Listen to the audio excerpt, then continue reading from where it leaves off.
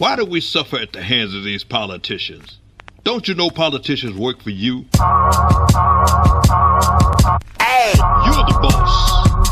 You hire them and you fire them. Look at their campaign. You know what they do? They audition. Yeah!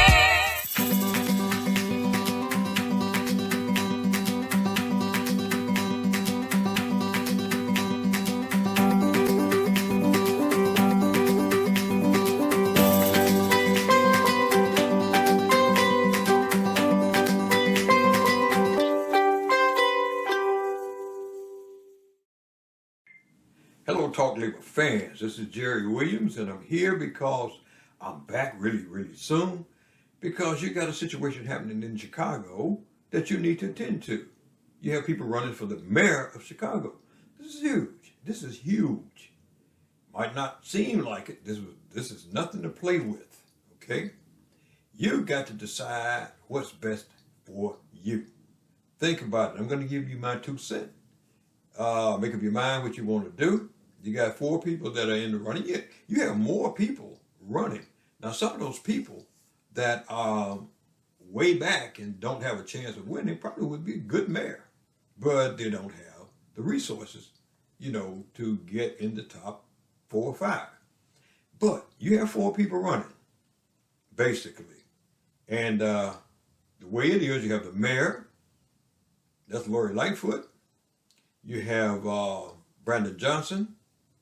You have Paul Vallis, and you have Chuy Garcia. Okay, I'm going to give you my opinion on all of them. First one I'm going to give you opinion on is Paul Vallis. Whatever you do, you don't want to put that guy in there. I've known him for a long time. He is a Republican. He says he's not a Republican, but he is. He's financed by the Republicans. He's endorsed by the Fraternal Order Police. He's endorsed by this clown that was the president of the Fraternal Order Police. And if you know him, you know he's a damn jerk. And the reason I say that is because of his stand. Everything he says, we're gonna put these people in place, and we're gonna do all A, B, C, and D, and we're gonna give you, we're going to bring law and order, and we're going to do A, B, The problem I got with that, Paul, is you were the head of Chicago Public Schools, and you destroyed the schools. You and Rahm Emanuel, you guys have destroyed the school. Now you want to be the head of Chicago. And you want to put police on top of people. Don't get me wrong. Any criminal does anything wrong, I want people to be caught, put in jail, and do what they should happen to them. But I don't want innocent people murdered, breaking into their house, undressed women, looking down and I'm going to just tell you like it is, African-American people and some Hispanic. But you look at African-American people as if they are not really human beings. I notice what you do. You shoot a kid 16 times and, he's laying on the ground. You got all kinds of things going on. With Paul Vallis, I got a problem with that because his son and 2 other officers last year killed a young man. They claim he had a gun, but pull it up yourself and look at the video. You're going to see this kid running away, shot in the back. And Paul Vallis, they said, well, I had a person say, well, Paul Vallis you can't blame him for what his kid did. No, I can't. But I can blame him for saying that his kid did the right thing without taking an investigation and taking a look at it. I don't know if he took a look at it himself. He said, my son did the right thing. Your son shot a man in the back, him and his partner 9 times.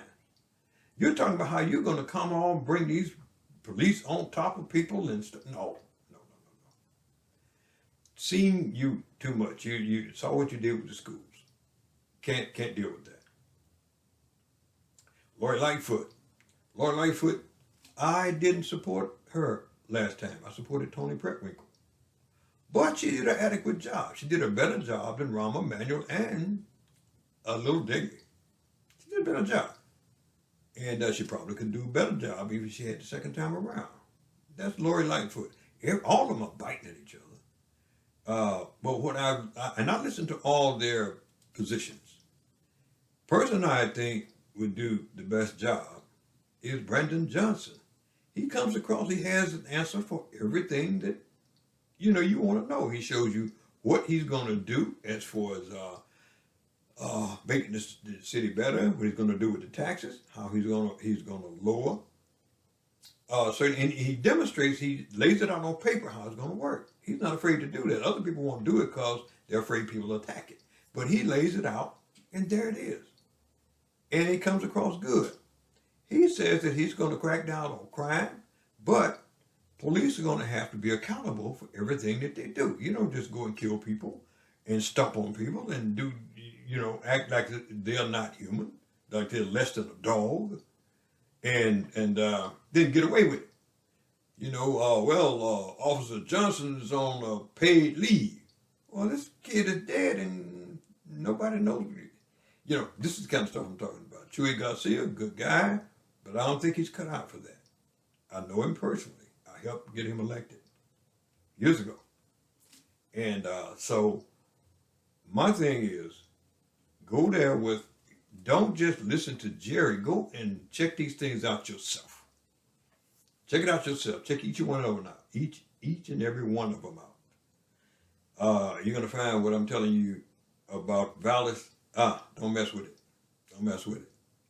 You're going to have plenty of time to work with people that have your best interest at heart.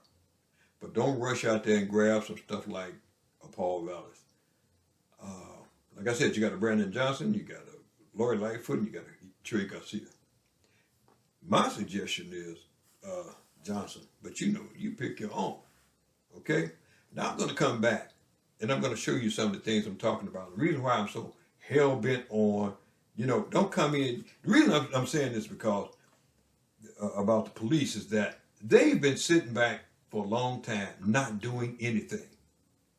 When they see carjacking, let it go. When they see people breaking in the building, let it go. People shooting, kids killing each other, let it go. Kids got automatic pistols that they can't afford, somebody's giving it to them. Let it go. They're not really doing any investigation. Because the more they frighten you with, hey, crime is terrible, and you know what? You want us to do it, then you got to allow us to come in and shoot you when we feel like it, and do anything we want to do, then we'll come in and we'll do our job. That's the attitude behind a lot of these cops. You got cops, and I'm going to show you in tonight. You got cops that belong to the Proud Boys. Yeah. In the police department. You got cops that shoot people just for the hell of it. And I ain't just talking about white cops. I'm talking about cops, period. I'm going to show you tonight. But get out there, vote. It's more than just the cops. It's more about what can be done for you and your kids coming up. And I'm talking about all of Chicago. And that's black, white, Hispanic, everybody. Look at what's best for the city of Chicago. We're not going to sit back and say, hey, this is mine, that's mine, that. What's best for the city of Chicago? Okay? Now I'm going to do this. I'm going to take a break and come right back. And I'm going to show you some things that you might be interested in. Every day we take steps to keep the people we love safe. But some health risks are easy to miss. Ticks hiding in the yard can spread germs, like the ones that cause Lyme disease. Mice searching for food can spread bacteria that makes us sick. Mosquitoes lay eggs in standing water and can spread West Nile virus and more. Cockroaches are drawn to water in the home, leaving behind allergens that can trigger asthma attacks. Common pests can threaten our health. Learn how to protect your family at pestworld.org. One of the most notorious groups involved in the Capitol attack was the Proud Boys, and today at a Chicago City Council committee meeting, people expressing anger over the revelation that a Chicago police officer with ties to that group has not been fired. You cannot simultaneously serve the diverse population of Chicago and be a member of a racist, misogynistic, anti-Semitic, homophobic organization. A report from the Office of the Inspector General said Baker was associated with leaders of the Proud Boys, attended events, and supported the group online. He was suspended for 120 days. You see what I mean? This is what I'm talking about. Now, here's a guy that's a member of the Proud Boys. He's a cop, a member of the Proud Boys. And he was affiliated with the people of January 6th. You want somebody like that coming to your neighborhood talking about policing you? I mean, he's a racist. He hates you before he gets there. And nobody seems to, well, I mean, it's all right. Hell no, it's not. They didn't fire the guy. They said they put him on suspension. Suspension? You gonna put him back and he gonna come back and do the same garbage that he did before? Oh, no. So this is why I'm so hard on people like that. And, before anybody say anything about, well, Jerry hates police. No, I don't. I love policemen and policewomen who do their job like they're supposed to do it. But we have a big problem here in Chicago. Man, here's a man talking about he's a member of the Proud Boys. And I'm going to give you one more. The young lady that was attacked, the police officer. When this guy, she was trying to break up a situation. She was trying to get it under control. And once she did, she was walking and this guy tried to grab her or her weapon. And she wrestled with the guy and she got her weapon out and she shot him.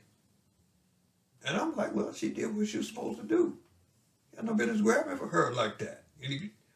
And she shot him twice, She said, you so-and-so, I'll kill you. And she shot him. And then she said, I told you I'd kill you. She shot him again. Now, I did a little reading up on that. I found out he was laying on the ground. She had shot him twice. And he said, well, please don't shoot me. I don't want to die. Please don't want to. And she said, I told you I'd shoot your so-and-so, and shot him the third time while he was on the ground begging. I said, wait a minute.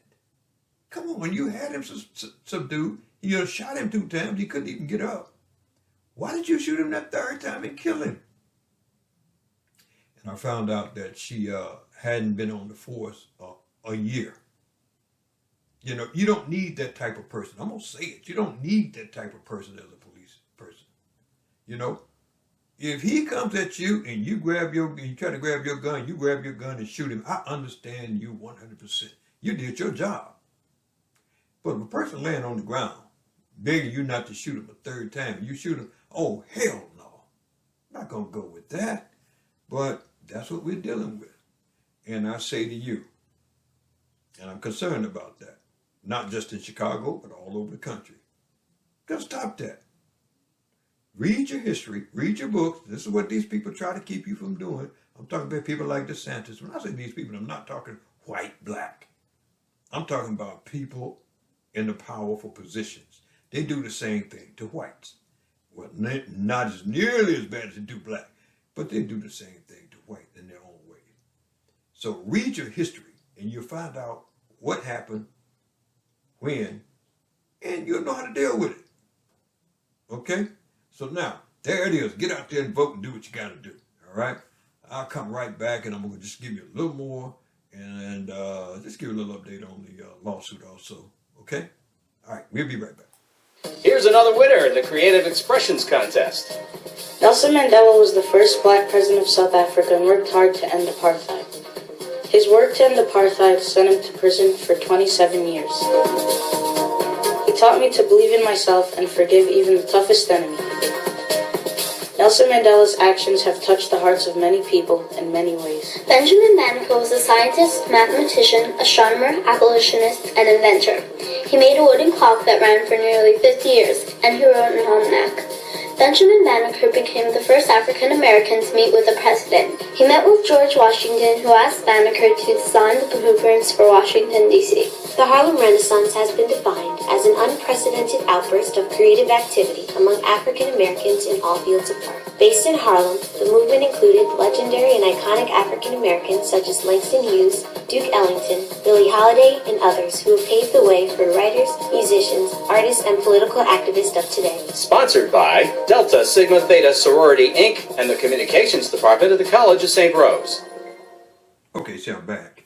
Look, before we wrap up and give you a little information on the lawsuit, I want to give you this. Now, it's a guy by the name of Tom Hartman. He has a show that comes on every day at 11 o'clock. You can catch him on YouTube. You can catch him everywhere on radio. He's a #1 radio announcer in the country. But he was talking about how 11 Republican governors in 11 states have the biggest death total in their state than anybody in the country. He's talking about how they refuse to let people have Medicaid. And they had a meeting, the Republicans did, talking about it, bringing it up, and, and they're talking about how, well, it's, and how it ends up with, causing people to have child abuse and how kids die from the child abuse. And this is no lie now. This Republicans were having a meeting and they were talking about how, if they do have child abuse and they kill the child, well, it's better for the economy because, that's money you don't have to pay for that. Don't let me tell you. I'm going to let the Republican tell you himself, okay? But first I'm going to let you listen to Tom Hartman. This guy's, he's something. My apologies. These are the 11 states where Republican governors, Republican-controlled legislatures, Republican multimillionaires and billionaires have, funded editorial conservative newspapers and hate talk radio and TV, where Republicans run everything in these 11 states, and they all have refused to expand Medicaid, just like Rick Scott did, just like Greg Abbott proudly brags in Texas that he won't expand Medicaid. Ron DeSantis proudly brags down in Florida that he's not going to expand Medicaid. These people are eagerly and enthusiastically destroying families through medical debt. Destroying families through medical debt. And medical debt increases the risk of child abuse. And now we've got this Republican in Alaska, Don Eastman, a Republican state representative, saying, well, that's just a fine thing. Here he is. I think. In the case where child abuse is fatal, obviously it's not good for the child, but it's actually a benefit to society because there aren't needs for government services and whatnot over the whole course of that child's life. Through the chair, can you say that again? Did you say a benefit for society? Talking dollars. Now you've got a $1.5 million price tag here for victims of fatal child abuse. It gets argued periodically that it's actually a cost savings because that child doesn't need any of those government services that they might otherwise be entitled to receive and need based on growing up in this type of environment. Through the chair, growing, in other words, being alive. So now we come to the very worst of it, and that is the Republicans are actually proud of the fact that they are refusing to expand Medicaid, and that is killing people in these 11 red states. They're actually proud of it. It's a benefit to society, don't you know? Mind-boggling. Introducing Shatira Beauty's apple cider vinegar and aloe vera clarifying shampoo for curly, kinky, and coily hair textures. Our apple cider vinegar shampoo is 100% vegan and cruelty-free. It cleanses the scalp of buildup and dandruff, restores pH balance, and promotes healthy hair. Available now at Amazon and ShatiraBeauty.com. All right, I'm back. I want everybody to know this. Love this country. The United States of America. I think we're the most diversified country in the world. And as a result of that, we're the strongest country in the world. We're the most envied country in the world because of who we are. I want to give credit to people that deserve the credit.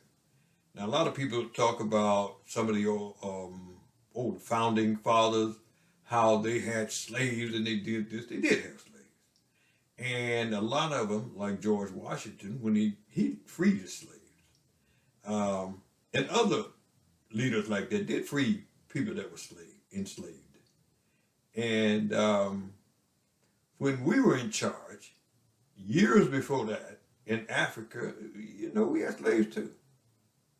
And, God comes down and he says, hey, enough of that. He said the same thing over here. But I like the ideas that they had here of forming this union, this country. And they did a great job on it. When you go back and read your history, you'll see what I'm talking about. They did a great job on this. And you got to fight to keep it the way that they described it. A lot of people say, people like Abraham Lincoln, oh, he wasn't free the slaves, he was just trying to save the country. Well, that's true. He was trying to save the country, but in order to save the country, he knew he had to free the slaves. He didn't try to go halfway, he did the whole thing. I give him credit for that, and other people. Even though there was adversity, they did what they had to do to save this union, save this country. And right now you got a guy in office that's doing the same thing, Joe Biden. I have to give him credit for the work he's done. I'm telling you, he's one of the best presidents I've seen. I've been around a long time, as a lot of you all know. And I've been involved in labor a long time. And Joe Biden is doing one hell of a job as president. What I mean by that, not just all the great things he's doing, like over in Ukraine, and how he got help for people that needed it during the pandemic. He's doing the infrastructure like he said he was. He said, I'm going to get some bipartisan support. He did. He's doing all that stuff. I'm saying that he has the demeanor to be one of the greatest presidents in the world. And I think he's demonstrated that. He said, even though you didn't vote for me, I still represent everybody in the United States. Oh man, isn't that what it's all about? You got people trying to get rich. You had this boy coming down to that little town where the train derailed and you had all those chemicals out there. You had that old ex-president run down there talking about, hey, I brought you some Trump water. And I brought you some Trump mega hats. I'm going to tell you something. I know it ain't but 10 of y'all down in that, but you should have threw him out of there. And, whether you're Republican or Democrat, you want to vote for a Republican, vote for a Republican. But that man is not a Republican. That man is a flunky for people like Vladimir Putin. He don't give a damn about you. But anyway, we're not going to go that far. And because I go real deep. I go real deep. What I'm going to do, because I said I want to make this short. Get out there and vote. Get out there and vote. And I'm telling you, you don't want to vote for Paul Vallis guy. That's going to be left up to you what you do. But take my word for it, I've never lied to you. Never lied to you. Just want to bring you up to date on the lawsuit that I filed for everybody. It is still on as of today. I think today, what is today's date? We're here at the end of February. And this is 24th. It is here. And, we're waiting for the judge to make the decision, which is scheduled for March 24th. Nothing's changed up to this point. Okay? And this is a case where you probably no news is good news until we get to the 24th. So that's where we at right now. Whatever happens, if anything happens, good, bad, and different, I'm going to bring it to you. But we don't look to be dragging this. Well, I'm not going to say that. Okay, that's where we are. Okay. Thank you for being a great audience. We're going to see you again. And hey, man, all hats off to Chicago. Y'all do what you got to do out there. And then when statewide elections come, get out there and vote.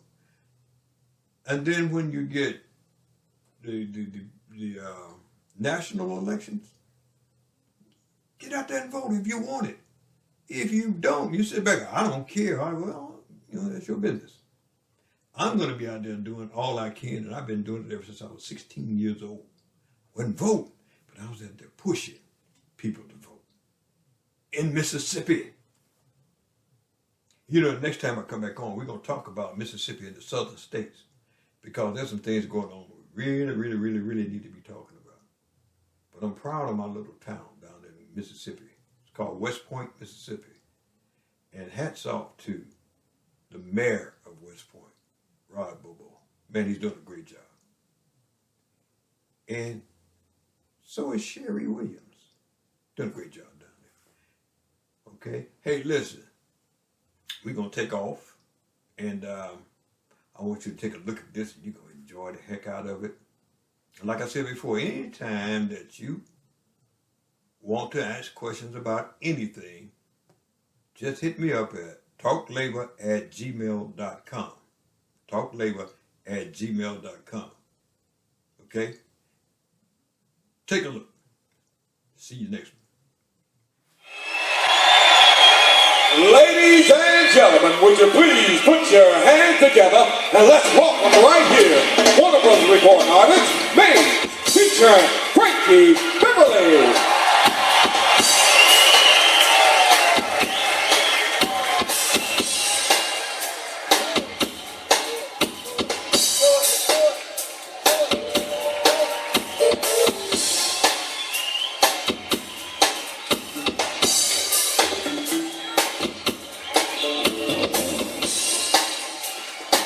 Love the nigga. Let's groove.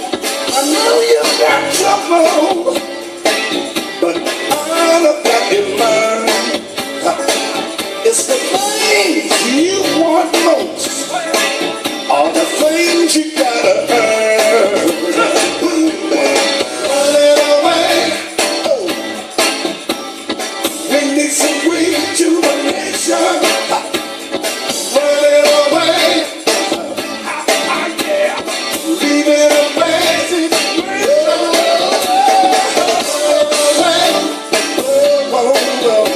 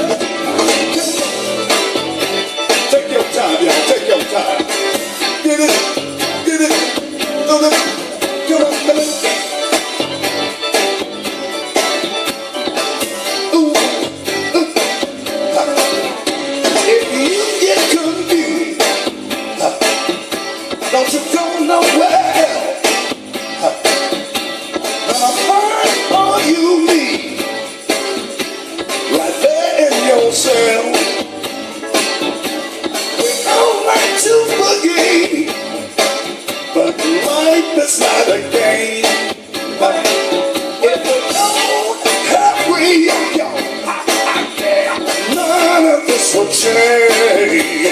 Ooh, running away. We need some rejuvenation. That's right. Running away. Leaving a band. That's what I'm trying to tell you people. Get on down, get on down, get on down, get on down, get on down, get on down, get on down, right now. Hey, yeah, hey, yeah, yeah.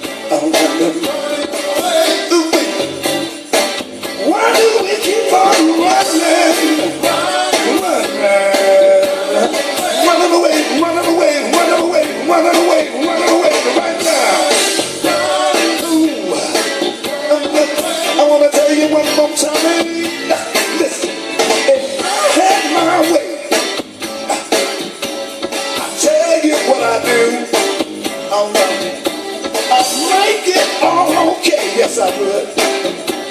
And peace for me and you. I know you got trouble, but I know that you learn. Yes, you do. It's the things you want most are the things you gotta earn. Ooh, we keep on running away. We need some rejuvenation. That's right. Running away, leaving a band. That's what I'm trying to get you to get on down, get on down, get on down, get on down, get on down, get on down, get on down, right down.